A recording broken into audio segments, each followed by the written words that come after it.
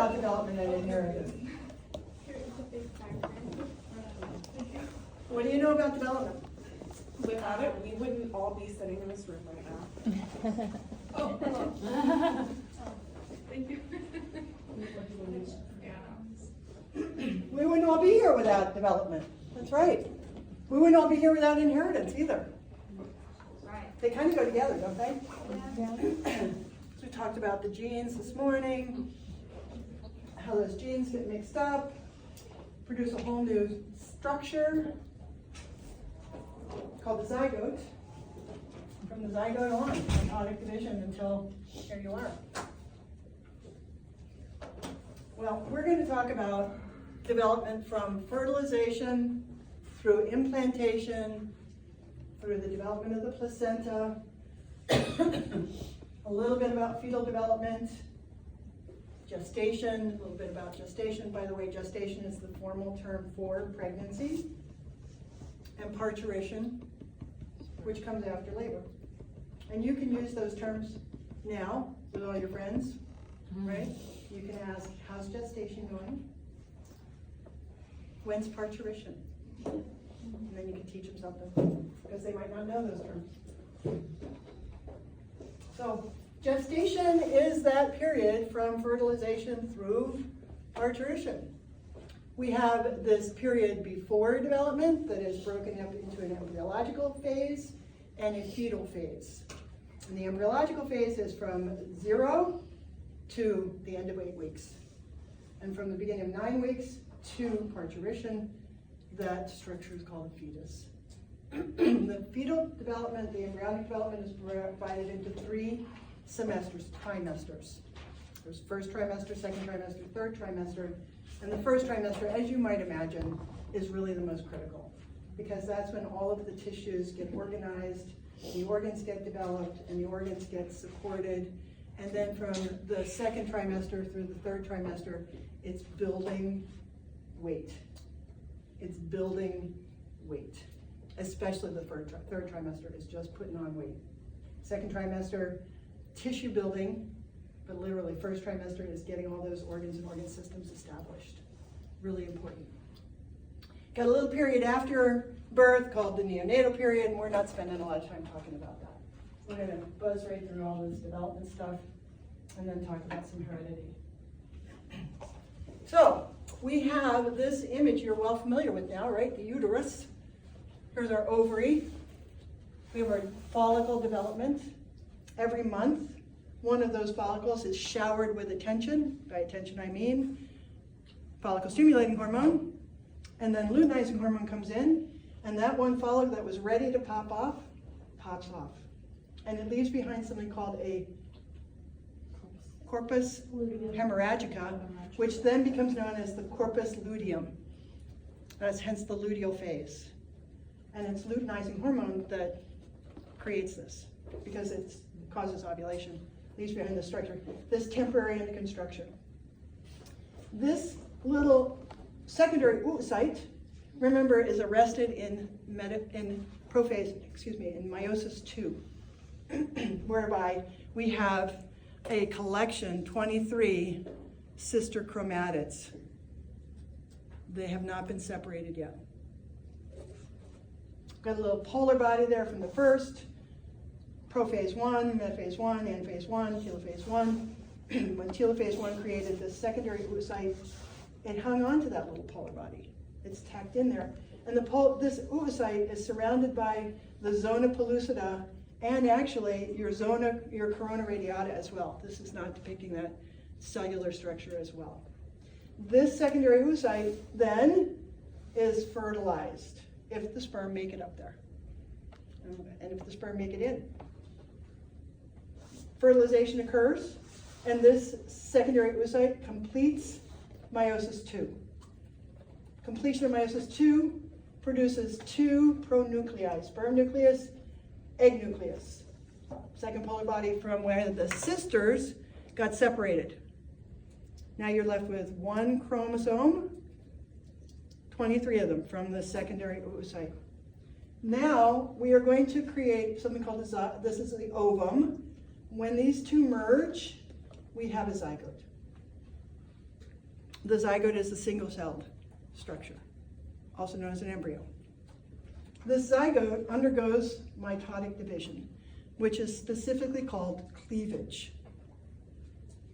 Cleavage. And you can see, within a day and a half, we go from this to this, 2-cell stage, 4-cell stage, 8-cell stage, till we reach the morula. What's 72 hours? 3 days, right? So in 3 days, it's traveled down the oviduct, and it has hit the lumen of the uterus, and it goes from morula stage to the blastocyst stage as it's searching for a place to implant. Implantation sometime around day 5, day 6, day 7, somewhere in that range. Implantation is burrowing into the interior of that uterine wall, getting through the endometrium and accessing the blood supply of that endometrium. The blastocyst is the result of this morula, which is a solid ball of cells. They call it a morula because morula stands for berry in Latin. Mm-hmm. So they thought they looked like berries. Mm-hmm. Okay. Yeah, raspberries, blackberries. Yeah. Not a blueberry because blueberries are solid. Yeah.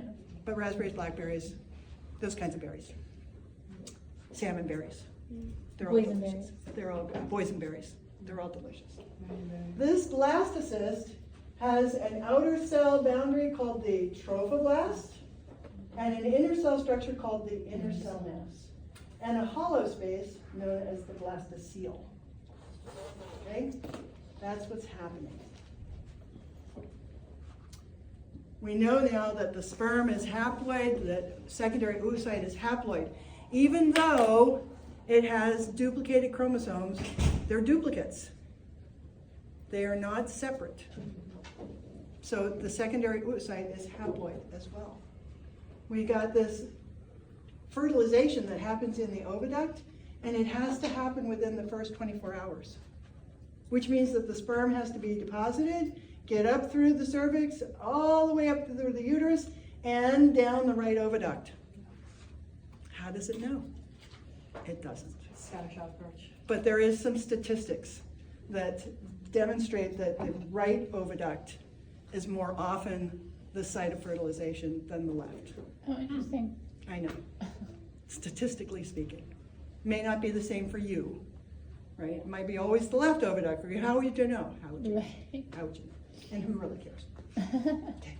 So this is really important because if you don't get fertilized, that oocyte's done,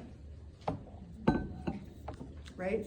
And that's why when we were talking about sperm and the fact that some sperm get hung up in the walls of the uterus, that if this ovulation occurs several days after the deposit of that seminal fluid, that semen, that may mean that there's a sperm that manages to find its way up the right oviduct and fertilize that. And so what we were talking about for rhythms, the rhythm method for birth control is not your best idea. No. Rhythm method is not good. You know what the rhythm method is? Like checking your ovulation? Yeah. Oh, okay. Yeah. That's So you know when you're depending- ovulating, and then you know when you're available, right? When you shouldn't have sex, unprotected. All right.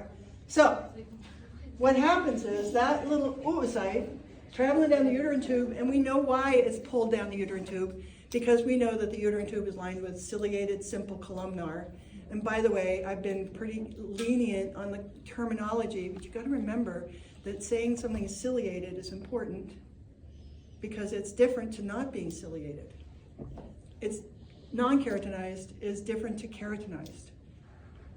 So you want to remember that as you're going through all of your whatever test you're taking in the future.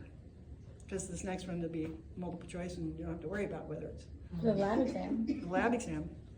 Yeah. So remember this stuff, it's important. Okay? So we have the ciliated simple columnar epithelium that push that little oocyte along. We have peristaltic action because the oviduct is surrounded by smooth muscle, and you know what peristalsis is, it's pushing things all along. And then we got the fact that our sperm are being drawn toward the oocyte because the oocyte is actually calling them. Come on in. Come on in, little chemical attractants. Drawing that sperm toward the oocyte. The sperm, of course, have to be able to swim. And we looked at sperm counts. We talked about sperm counts and sperm morphology. And even in the most virile, most fertile male, sperm are not necessarily going to be created correctly. You can have sperm with double heads. You can have sperm with bent heads, double tails, too long a tail, too short a tail. Not a good swimmer. They have to have all of those attributes in order to be able to get up the vagina, through the cervix, up the uterus, and into the right tube, right? So lots of things going against this whole process when you think about it. It's rather remarkable that it happens so well. So often, and look, here we are, operating pretty normally. So we got the fact that we have these uterine contractions from the intercourse, right? Remember we had uterine contractions that sort of pulled things up and in, those uterine contractions, also dipping that cervix down into the semen. All of that is the driving force for getting that sperm up to fertilize the oocyte. Now, another very important thing that has to happen is this thing called capacitation. Capacitation of the sperm is essential for the sperm being able to actually penetrate the corona radiata and the zona pellucida and get to the plasma membrane of the oocyte. Capacitation. And the sperm have to have their acrosomes intact in order to break through the corona radiata and the zona pellucida and get to that plasma membrane. So capacitation is making sure the sperm are ready to go, ready to roll. You see here that they actually have some progesterone receptors. Isn't that interesting? Progesterone, where's that coming from? Corpus luteum. The corpus luteum, exactly right. Yep. Yeah. Well, so if it's coming from the corpus luteum, then, and they have receptors, then they go towards the ova that's producing the corpus luteum, right? So it's not necessarily. Yeah, so the corpus luteum's on the ovary. So all of Yeah, that is so they being would delivered head to towards the that circulatory system and direction. into the uterus, and yeah. So this part is fascinating. You probably always thought it was one lucky sperm. And yes, it's true that it is one sperm that finally gets into the oocyte.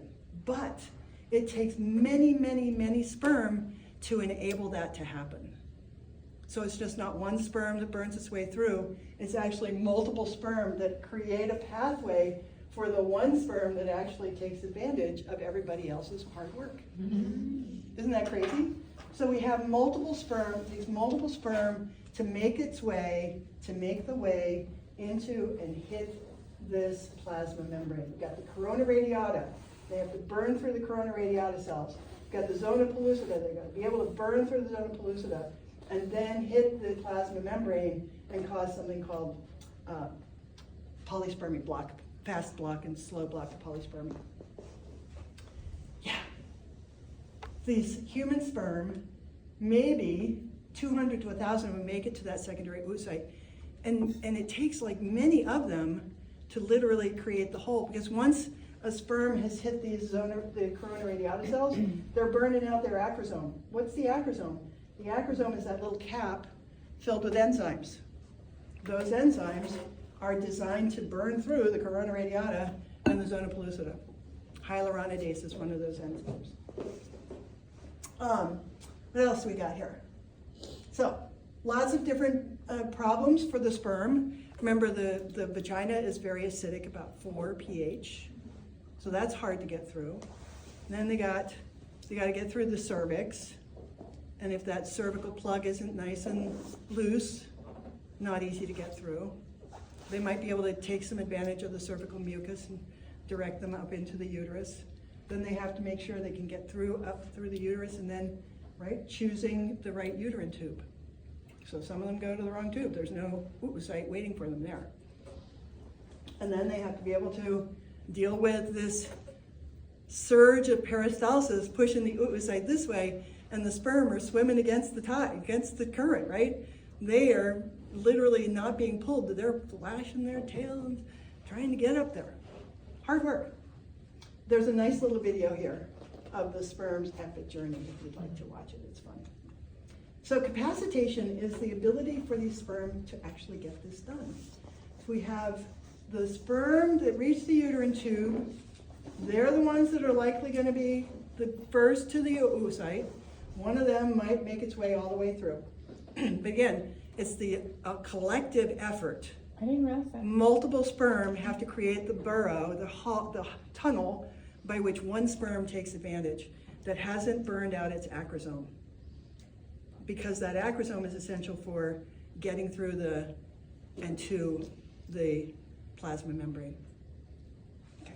So we have the sperm has to be able to break through the corona radiata, and it has to be able to do that and still maintain its acrosome. But it's not going to be the one that burns through the corona radiata. It's going to take the one that takes advantage of everybody else's ability to burn through those layers. Capacitation here, as you can see, can take quite a while. There are fluids in the female that wash away the cholesterol. And what's the cholesterol about? The cholesterol is on the sperm, but it prevents the sperm from burning through their own ducts because the acrosome is loaded with enzymes. So this cholesterol is like a little fatty cap that prevents the acrosome from getting burned out prematurely. You want the acrosome to be saved for getting through the corona radiata and the zona pellucida. So we got that to consider. This is part of the capacitation, making sure these sperm are ready to roll. And then we can see that it takes anywhere, right, from 4 days before ovulation to 14 hours after that the sperm have access to the oocyte. This 4 days beforehand is that they were delivered, they got hung up in the uterus. They got hung up somewhere and they were still viable, still capable of getting up to the oviduct. And so here's what happens then. So we have our sperm, they're burning through their acrosomes, burning through the tissues, heading toward the zona pellucida. This is corona radiata, zona pellucida, plasma membrane of the oocyte. First, we have multiple sperm working their way through the corona radiata and the zona pellucida. Then we have something called the acrosomal reaction, where the acrosomes are actively burning through this corona radiata, zona pellucida. Second, we have the cortical reaction. The cortical reaction is when the sperm gets through through the plasma membrane and into the interior of the oocyte, where it drops off its head. The neck and the tail and all of that is dispensed with, discarded. These polar bodies, you remember the polar bodies that we were looking at earlier? Mm-hmm. So they persist until this oocyte is completely fertilized and the sperm have maintained and gotten through the zona pellucida and into and touched this plasma membrane. Then the rest of this material is dispensed with. So here's another image, right? Here's our corona radiata, the zona pellucida, sperm burrowing through, creating a passageway for one sperm to touch the plasma membrane. And then we drop off the head and we create those two pronuclei. Two pronuclei need to merge to form one nucleus and the creation of a zygote. But before we get there, we have to stop any other sperm from getting through. We only need one set of chromosomes. We don't need two sets of chromosomes, one set of chromosomes. And so what happens is the sperm that makes it through the zona pellucida is going to still have its acrosome intact. How does it get its acrosome intact? It takes advantage of all the other sperm that have burrowed through and created a tunnel for it. That one that gets through the corona radiata, the zona pellucida, hits the plasma membrane. Very important. Got that acrosomal reaction, and that acrosomal reaction is releasing these enzymes that are going to hit the plasma membrane. So, once that sperm hits the plasma membrane, we have two things that happen, a fast block and then a slow block to prevent polyspermy. Polyspermy meaning more than one sperm. The fast block is really interesting. The oocyte's plasma membrane depolarizes. What does that mean? Electrical charge. Electrical, right? Depolarization means sodium pours in, changes the polarity. This depolarization, where sodium channels open up, sodium rushes in, means that we get this block to any more sperm attaching themselves to that plasma membrane. Then we have a slow block. This is related to that cortical reaction right here. The slow block is when there are collections or capsules, little calcium ions that are contained in little granules. And these little calcium ions then flood toward this plasma membrane, and they cause the plasma membrane to literally lock up. So first we got depolarization, and then secondly we got these calcium ions that literally lock up that plasma membrane so no more sperm can get inside.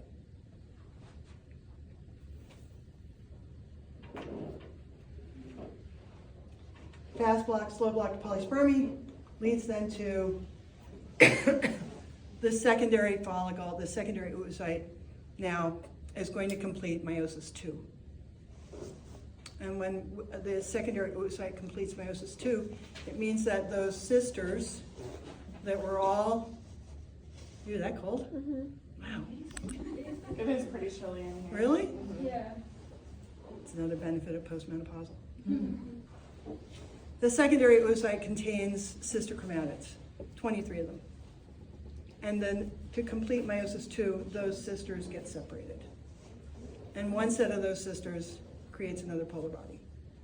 And the second set of sisters is formed into something called a pronucleus. And the pronucleus of the female of this secondary oocyte and the pronucleus of the sperm, which was essentially the head of the sperm, they meld and they form something called amphimixis. The process is called amphimixis. Now we have a fertilized zygote, the first cell of embryonic development. Here's the pregnancy rate stuff, because there was a question about it. Most often women ovulate from the right ovary, and so more often the right ovary is where they get fertilized. Yeah, taken together. So we got implantation rate from the right side seems to be higher. Mid-luteal serum estradiol and testosterone are higher. The right side, so put them together, you get more often right ovary pregnancies than left ovary pregnancies. Just FYI. And nature of twins. So we've always questions about twins. Yeah. So we have multiple kinds of twins. We can have fraternal twins, or we can have identical twins. You might see them referred to as dizygotic. What's that word all about? Now you can figure it out, right? Two zygotes, exactly. Monozygotic, identical twins. So what happens is, in an identical twin creation, we have one zygote, and then it undergoes cleavage, and that first cleavage produces two new bodies that each undergo complete mitotic division. Identical twins are always going to be the same sex. Identical twins are going to be very identical. In fact, their DNA is really, really, really similar. It's identical until they start maturing. There's a video in our shell in Additional Resources about epigenetics. Did you watch it? No, but I've heard about it. Yeah, there's a video from Neil deGrasse Tyson. I don't know if you know him, but he's really cool, good scientist. And it talks about how the DNA diverges. And they looked at two little boys, they're 5-year-olds, they looked at their DNA and how closely it matched. And then they looked at two women who were in their 70s. One of them had developed cancer, the other one hadn't. And they looked at their DNA and it was like completely different people, but they were identical twins at birth. And so epigenetics plays a big role in the influence of our DNA. So anyway, our identical twins start out with one zygote producing two individuals, same sex, in the same amniotic sac, by the way. Fraternal twins is when two oocytes are ovulated, and each of them is fertilized with a separate sperm, in which case these two people are completely different. You can have male-female, male-male, female-female, completely different genetic packages, because each one of them is the result of prophase 1, prophase 2, right? Each one of them is a result of that meiotic process. Then we can have these guys, conjoined twins. Have you ever heard? They used to call them Siamese twins. And conjoined twins can be attached to each other in any number of places. Head, abdomen, hip. Gosh, I just saw a picture of an individual.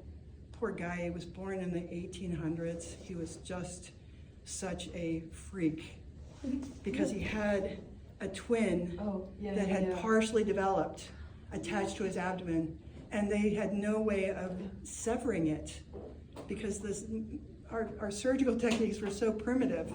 So he lived with this, literally another twin partially developed. It had legs and a body, and I forget if there were arms, but no head. It was just attached to him. He actually dressed it. Did you see the same? What? Oh, no, I haven't. Yeah, he had actually clothes made to cover it. Did it grow? No, No, no. it It was just part of him. It was a twin that never fully separated. I hadn't heard of that. Never. There's a set of twins that, I don't remember their names, Amanda and something, and one of them ended up getting married. They lived perfectly normal life. But they're still attached. They're still attached, and one of them is married. Uh-huh. Oh yeah. Yeah. There's like another famous like The Yeah. Herman twins or something like that. I know, it's crazy stuff. So anyway, we can have any of these happening as well as many other manifestations along the way. Again, I point out to you all how amazing this is, that we're all walking, talking, breathing, eating, peeing, pooping, doing everything we need to do on a daily basis is remarkable. Because this process is not simple, right? You're catching on to that. It's not simple. So, the first trimester, of course, begins with fertilization. Once fertilization occurs, we have, as you've seen, cleavage to produce the blastocyst. The blastocyst implants itself in the wall of the uterus. The implanted embryo is going to participate in the development of the placenta and then growing. And I have this fabulous animation. I encourage you to watch it the first 3 weeks. Watch it several times. It's not your typical animation, but the guy talks you through it so beautifully. And he's got a British accent, so he's always had it. And he has things color-coded. So the terminology is linked to the color that he's used in the animation. Genius. And it will help you appreciate this amazing process of cleavage through gastrulation. And then he goes on and he has other videos for implantation. But just to get you through the first 3 weeks, to appreciate this whole process right here is really important. All right, so we know that cleavage results in the production of cells called blastomeres. And we're not going to worry about how many polar bodies, because some say that the first polar body can divide. I don't know how it does it. It doesn't have the equipment, but that's what some people believe. And you can do the research, and you'll see that some refer to the first polar body mitotically dividing or meiotically dividing and producing 2 more polar bodies. We aren't going to worry about that. We're just going to know that one polar body is produced through meiosis 1, and a second polar body is produced through meiosis 2. And they're carried along with those blastomeres within the zona pellucida. Second day cleavage, third day more cleavage, right? From 2 to 4, 4 to 8, 8 to 16, 16 to 32, 32 to 64. So by the 4th day, you get this nice ball of cells, solid ball of cells that we call a morula. It's a combination of multiple blastomeres. And as I said, they call it a morula because they thought it looked like a berry. But look at this statistic. 50% of all zygotes fail to complete cleavage. Another 10% fail to reach the 5th month of gastrulation. Gestation, excuse me. Gastrulation would be earlier on. That's startling. Startling. So we have a blastocyst. The blastocyst, remember, is a ball of cells that has a hollow center called the blastocele. And within the center of the blastocyst is a collection of cells known as the inner cell mass. This is you. All of the rest of this is creating the placenta, right? Getting you buried in, implanting you in the wall of the uterus. Nice little actual footage of a morula completing division to form a blastocyst in this U-tube. The blastocyst is implanted in the wall of the uterus. Implantation is what this is all about. The blastocyst burns its way into the endometrium, sets up house within the endometrium, next to the musculature, within the endometrium. Remember, your endometrium is nice and thick then, because it has proliferated and then gone through the secretory phase. So lots of spiral arteries feeding it, lots of uterine glands feeding it, waiting for implantation.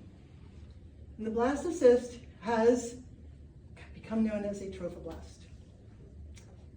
The trophoblast has two regions, a syncytiotrophoblast and a cytotrophoblast. And you see here, the syncytiotrophoblast is loaded with enzymes, and the cytotrophoblast is what literally gives you this outline of the embryo and the attachment of the embryo in the wall of the uterus. More on this in a moment.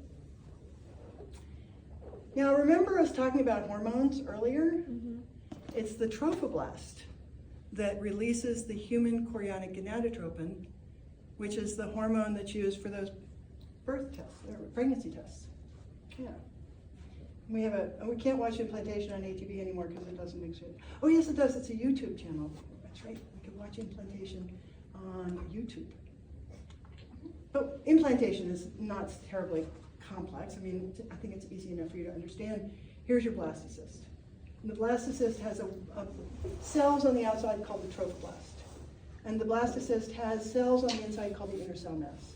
And the trophoblast has two distinct regions. And we can identify them on this one. This part of the trophoblast is called the cytotrophoblast. And then this part of the trophoblast that is going to start invading the endometrial wall is called the syncytiotrophoblast. And syncytiotrophoblast is loaded with enzymes because it's really just one cell, and one cell with many, many, many mitochondria generating the energy to make the enzymes to burn through this wall. And the reason it's burning its way through is because it's accessing the uterine tubes, or uterine glands, and blood vessels. Now, notice what's happening here with our inner cell mass. As the whole structure is working its way into the endometrium, the embryonic disc is forming. This is the embryonic disc. And in this particular image, the embryonic disc has been differentiated as ectoderm and endoderm.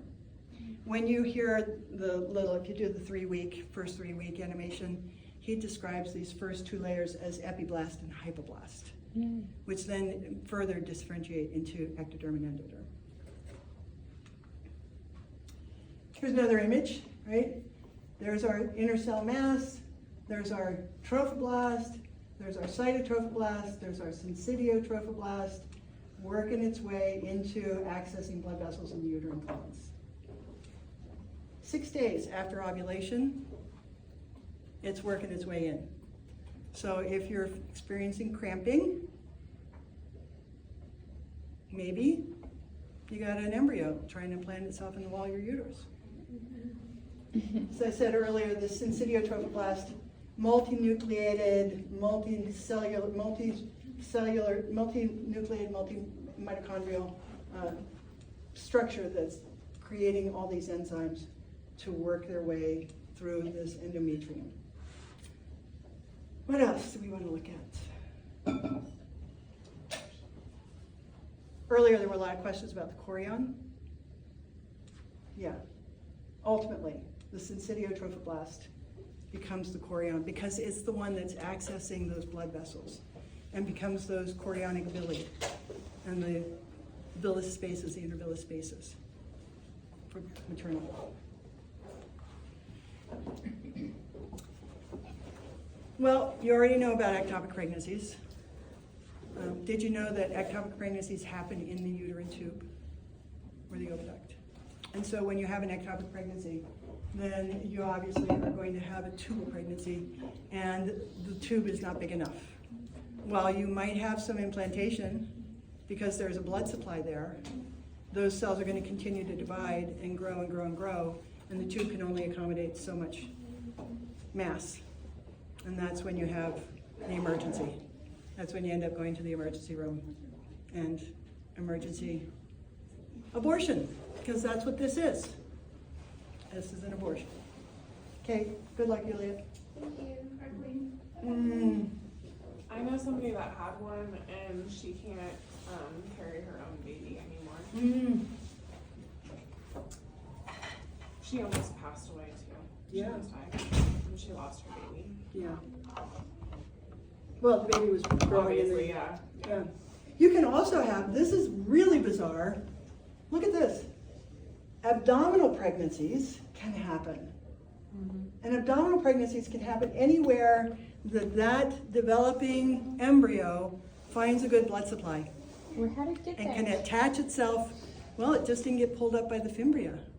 So floating in the peritoneum. Right, because the fimbriae is not attached to the ovary. That's right. Oh. It's like a mosquito yeah, trying that's to find Right? the blood. Remember, it's Yeah, that's just a right. cap So over. like Goes floats where it up. can go. So you can have an abdominal pregnancy, Like a mosquito. and you can actually carry it to full term, or close to full term, in which case, of course, you're gonna go through a cesarean section because, and you guys with the cesarean section, have we did hear? No, I'm kidding. Just kidding. I'm just kidding. We didn't hear about abdominal pregnancy. I'm kidding, I'm totally kidding. You only had 10 minutes. What can you do? Yeah. I could go on forever. What are you Should have talking been the main focus. about? You're so right. I'll be better next time. So, I think this is kind of interesting that nicotine can be a cause for problems like this for ectopic pregnancies, because nicotine paralyzes cilia. Where have we talked about nicotine paralyzing cilia before? Respiratory tract, right? The mucociliary escalator, yeah. And when that's not working, you're not moving that, and when this isn't working, then you're not moving that little oocyte down the oviduct in a timely fashion. And it might get to stay there where the sperm met it and not get passed along. All right, so the next thing is we have accomplished the ability to get into the endometrium, into the wall of the uterus. There's the uterine cavity there. Now we have a fully implanted embryo. And that embryo is starting to differentiate even more into what's known as the chorion including the syncytiotrophoblast and the cytotrophoblast. The embryonic disc, also known as your ectoderm and endoderm. You have a yolk sac now. And what else do you have? You've got your extra embryonic mesoderm. That was a question earlier, I'd forgotten about the mesoderm. Extra embryonic mesoderm, extra embryonic cecum, and then your intervillous spaces. What are these intervillous spaces? That's ultimately maternal blood that your syncytiotrophoblast is going to continue to access.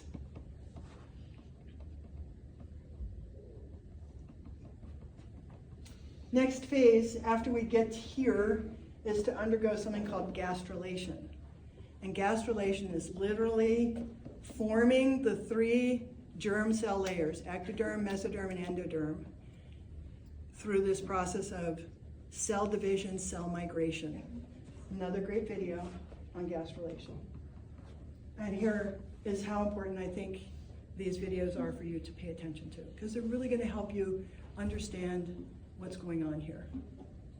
We don't have time to watch every single one of them. I'm putting this on you. I want you to watch these videos. I want you to watch the first 3 weeks to appreciate what happens with all that cell division and just differentiation. I want you to watch gastrulation so you can appreciate what gastrulation is all about. The folding of the embryo in 2 different mechanisms. They're all great. Wonderful, wonderful animations. But here's what the beginning of gastrulation looks like. So remember we had ectoderm and endoderm and a yolk sac. This gastrulation is going to have these cells of the ectoderm migrate down into the middle and displace this endoderm by pushing cells into a space now known as the mesoderm. What else do we have going on here? We have our chorion, syncytiotrophoblast here, cytotrophoblast here. We have our yolk sac. Here's the beginning of the umbilical cord, the body stalk. We have our amniotic cavity starting to form here. So this would be our amnion, the outside of this space. Extraembryonic coelom, extraembryonic mesoderm. Those are not parts of your terminology, but all parts of this creating, this developing embryo. Intervillous spaces, ultimately maternal blood that's going to be impacted by those chorionic villi. This is a little bit more extensive of a list Yeah. for each of the, so you can see we really narrowed it down for you. Okay, is this all Yeah. we need? Do we not need? Because remember I said ectoderm, you want to know It's the that nervous the system. entire nervous system comes from the ectoderm. Okay. And doesn't it make sense, ectoderm, epidermis? Outside. Totally outside. Lens and cornea, they're outside. Why is the internal ear in that? I don't know. I don't know. Mesoderm, we talked about skeleton and muscle. Yeah. Yep. Skeleton, muscle, cartilage goes along with skeleton, blood goes along with skeleton, lymphoid tissue goes along with skeleton because bone marrow. Gonads and ducts, kidneys and ureters, interesting, because I would have thought they were endo, but no, they're meso. Endo, really deep, gut, respiration, deep structures. Endo, within, deep. Bladder, urethra, not so deep, but again, this is how it all breaks down. So you want to know how, essentially what each of these 3 primary germ cell layers contribute to the whole, right?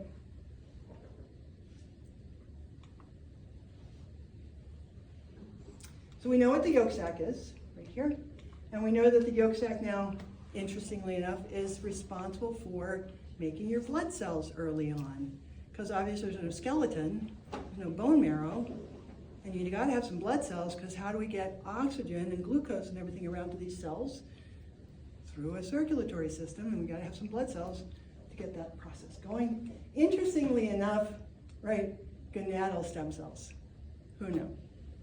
The amnion, what's the amnion all about? Well, the amnion is going to have this developing embryo within it, and the amniotic fluid has multiple functions. 1 is cushioning, 2, temperature regulation, 3, you're going to have filtration of fluids in and out, but interestingly enough, even more interesting I find, is that the fetus, as it's growing, is producing urine. And so that amniotic fluid is actually pee surrounding them. And that influences your fingers, your fingerprints. The world. The fluids in your amniotic fluid are going to influence the development of your fingerprints. Because every single one of us has different fingerprints. Yeah. They might take a little bit of this fluid from the amnion in a process called amniocentesis to look at the cells to see if there are any abnormalities in the genetic components of those cells. So if you're an older woman and you're pregnant, they might want to do a little amniocentesis to make sure that the fetus that you're carrying doesn't have any genetic mutations to worry about. They don't need to do that much anymore. They didn't for any of mine. They could just do it by blood. They can do, the amniocentesis is pretty invasive. Yeah, So they, not quite as invasive as chorionic yeah. villi sampling, yeah. Well, that's good to know. So not as much amniocentesis as they used to. Mm-mm. So they're A lot looking of my at your blood information, cells. They look at my blood supply, and they were able to determine all sorts of genetic tests, like trisomy 21, trisomy, From your DNA. from my DNA, yeah. Huh. Because they could find the baby's blood cells. Oh, within because them. there is always a mix. That's right. Mhm. Those cells somehow make it through too. Yeah, and they Yeah. could tell the sex of the child, but they wouldn't be able to tell me if I had twins through that. No, the ultrasound for that. Yeah. Well, so amnion, of course, we just talked about the fluid there. The chorion, what's the chorion? This is chorion, right? This is all going to be creating the chorionic villi. This is chorionic villi starting right here. This is all part of the chorion. This part right here. Okay? So the chorion is one of those membranes that, of course, is important because what's it going to do? It's going to participate and create the placenta. And last, the allantois. And the allantois will be a pinch off of the yolk sac that becomes part of the umbilical cord, ultimately. So in terms of how this little structure is going to get nutrients and how it's going to be supported is dependent on the development of the placenta. Remember that early on, in these phases right here, all of our protection is coming from the corpus luteum. The progesterone and estrogen are keeping all of this wall of the uterus intact. And as these cells divide and they differentiate and they access the blood, they start getting their own nutrients. And so we have to go through these phases of the embryonic membranes to make sure that this little conceptus, as it says, embryo is capable of receiving nutrition, because the trophoblast stage is going to phase out as the placental phase comes into play. And the placental phase then is going to bring maternal blood to the placenta. Nutrients from the maternal blood are going to diffuse or be actively transported into this fetal blood. Fetal blood is going to deliver waste products, CO2, urea, all of those things that are waste from the rapidly dividing cells. Creatinine, for instance, especially, right? Uric acid, because all those cells are breaking down and building and breaking down and building. Until the placenta gets in place, we depend on that trophoblast. And it takes about 12 weeks for the placenta to fully get in place. Let's just look at the placenta here. So early on, there's our embryonic disc, our yolk sac, the beginning of the amniotic cavity, and we got some differentiation now happening. We got our extra embryonic membranes.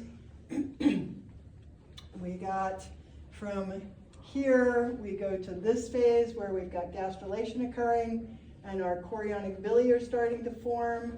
This is like a frontal section of the placenta. It's where it goes, you know, where it doesn't actually go all the way around. It's only on one side. Another frontal section of the placenta here. There's our yolk sac that's going to disintegrate completely. It'll be dissolved essentially. There's our allantois that's going to become part of the umbilical cord. There's our mesoderm, ectoderm, and endoderm, amniotic sac creating, and that leads to placenta, chorionic villi with little capillary beds inside, umbilical cord carrying blood via the umbilical arteries, deoxygenated blood, get rid of that CO2, pick up oxygen, back through the umbilical vein to your embryo. There's our little hand buds, foot buds, eye, pharyngeal arches, head, tail. You know we all have a tail, right? Some people are born with their tail exposed. And you can close that up. Depending on how big it is, they might have to remove that last little coccyx. Folding of the embryo, another great video. Watch the folding, because the folding doesn't just happen linearly like this in the longitudinal, it actually happens laterally too, to create this well-formed embryo.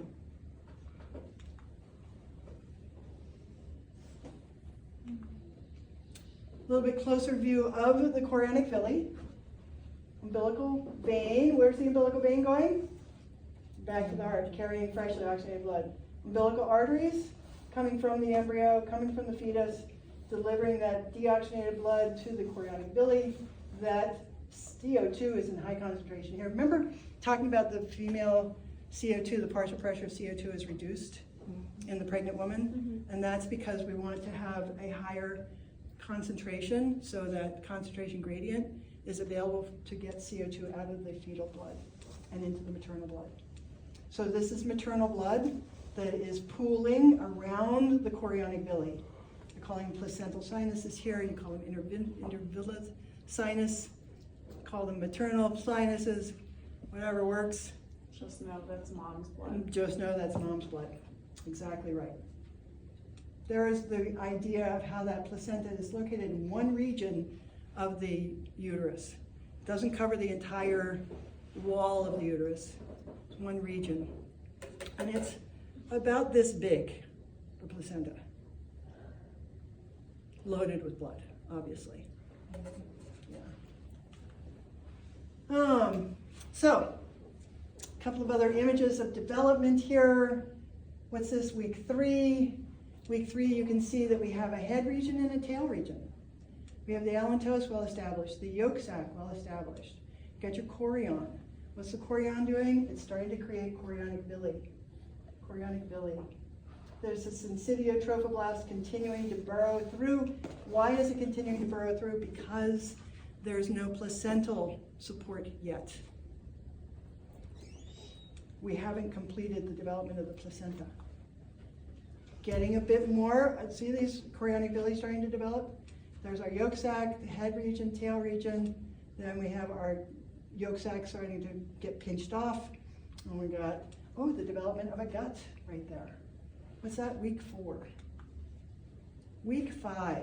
Week 5 now, we can differentiate the decidua basalis, where the placenta is attached to the wall of the uterus, the decidua capsularis, which is essentially the wall of the uterus being pushed out by that embryo that's burrowed in, and then the decidua parietalis, that part of the uterus that's not involved.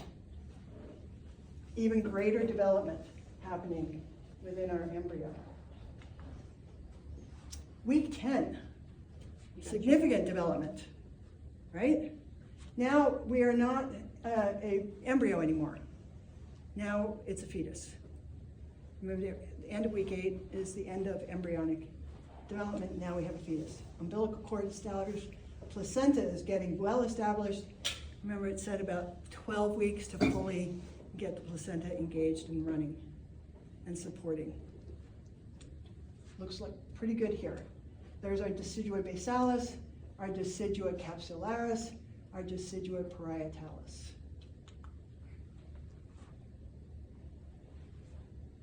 This is about how the materials are transferred via the placenta and the umbilical cord. So I found this really interesting. Simple diffusion for sure, gases, simple diffusion. We got facilitated diffusion, and facilitated diffusion is great for getting glucose through with glucose transporters. So proteins that are developed specifically to pump glucose from one side to the other. Active transport, certain things need to be moved via active transport against concentration gradients using energy. And even, as it says, receptor-mediated endocytosis. And I have a list of what is included in each type of this movement. Yeah, the amino acids require active transport because they're kind of big. And then we have facilitated transport for the glucose, more proteins, and low-density lipoproteins via the receptor-mediated endocytosis. The barrier for drugs, alcohol, nicotine, not so much. So that's why women are recommended don't smoke, don't drink, because those things can get across the placenta pretty easily and make an impact in the development of the embryo. Not that I think 2 ounces of wine on occasion is going to cause a problem. But I think if you're drinking a bottle a night, that's probably not a good idea. No, they say the binges are what's really, Binges are bad. what is detrimental. Yeah, the occasional little this or that, not a problem. But, yeah. There's a great image of a placenta. This is the umbilical cord. Literally, the umbilical cord is those 3 blood vessels and some mesenchymal tissue. But this is the placenta itself. My midwife called that the tree of life. So they showed it to me, and it looks like a tree with all the branches. Like, so Yeah. there's your trunk, and then there's the tree. Yeah. I think these are little trees of life too. Yeah. Yeah. And that's a better A. Okay, I get better at it. What is that? Remember in the other notes I had the funky looking A. Oh no, it was from 232. That's from 232 is what we're talking about. We talk about circulation and we have to introduce fetal circulation. This is one of those oddities, right? Like pulmonary circulation. I thought you drew a random face on there. Yeah, I think a little smiley face. It is a smiley face. Those are 2 umbilical arteries carrying deoxygenated blood. This is one umbilical vein carrying freshly oxygenated blood back to the fetus. Yeah. You know about that though, right? And then we have this condition, which was mentioned earlier. One of the reasons perhaps why a woman undergoes cesarean section is if the placenta locates itself somewhere disadvantageous, like right over the internal os, or even close to the internal os. You can have Is problems. it partial placental? Yep, you can have partial placental previa. Pregnant. Mhm. And it's going to lead to that cesarean section. And this was talking about amniocentesis, which now we've learned isn't as much a consideration Yeah, it wasn't. for you. We don't know. I think I need to look that up. What's the percent of amniocentesis that's occurring today? I just heard of somebody not getting one because it was gonna be like dangerous for something that the baby had or something. I don't remember Might wanna find exactly, out. so I probably shouldn't say anything, but. Yeah. Thanks for getting us all excited. Yeah. So they take amniotic fluid. If there's a question about the developing fetus and they want to know more about its genetic makeup, they will take a sample of the amniotic fluid because the fetal cells are loaded in that fluid. They're constantly sloughing, right? We're always losing our epidermal cells. And so they take a sample of the amniotic fluid and they look at it for any genetic abnormalities. And you see here at week 14 to 16, what is that? 12 weeks is 3 months, 4 months. Second trimester. Yeah, second trimester. Mhm. Yeah. There's the, I forgot all about that. Clarissa. Non-invasive prenatal maternal blood. Yeah. I completely forgot about that. Yeah, that's what I think that's Yeah. what I was Could trying to cause remember an that. abortion, not necessarily gonna happen. The other way that they might look at fetal development is through chorionic villus sampling. And if you think amniocentesis is dangerous, this is even more invasive because you're going in and taking a piece of the chorionic villi. This might happen a little bit earlier, so that's the main advantage for this. But at the same time, it's a greater risk. Lots of chromosomal abnormalities can be detected by it, but interestingly enough, this thing called spina bifida, do you know what that is? Where the spinal cord is literally exposed, that may not be picked up. But you can pick that up, I think, on ultrasound. That's how they find that one. This is where we're stopping. Made it through nearly 40 slides. We got plenty of time. Next week on Monday,